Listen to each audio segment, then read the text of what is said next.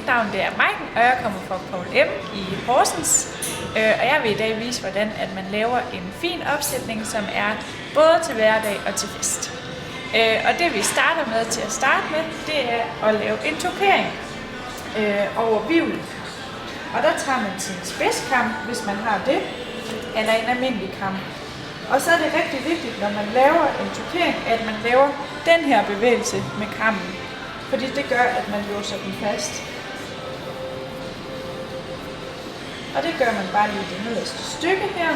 Og så kan man lige tage og brede den lidt over, og så redde den. Så overfladen bliver pæn. Så det næste, det er, at man tager en tot i den ene side, kun i det forreste af håret. Sådan der. Og sætter om. Med en hårnål. Sætter de to i.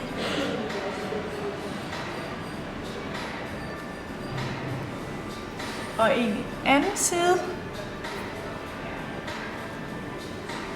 Sådan her.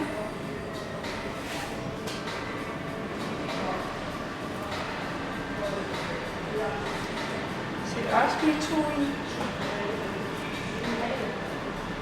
Så tager man sin spidskam igen og toperer længderne. Og det skal bare være sådan lidt tilfældigt og lidt rodet.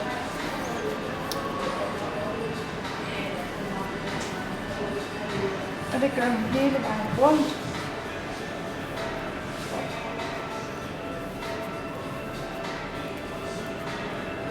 Sådan der.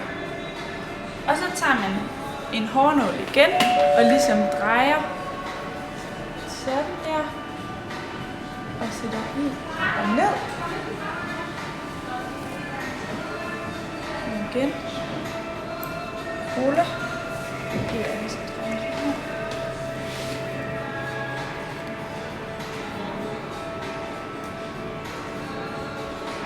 Så kører jeg først hårnålen op og drejer rundt og ned.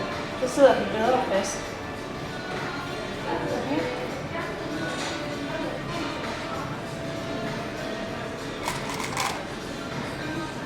Op og rundt.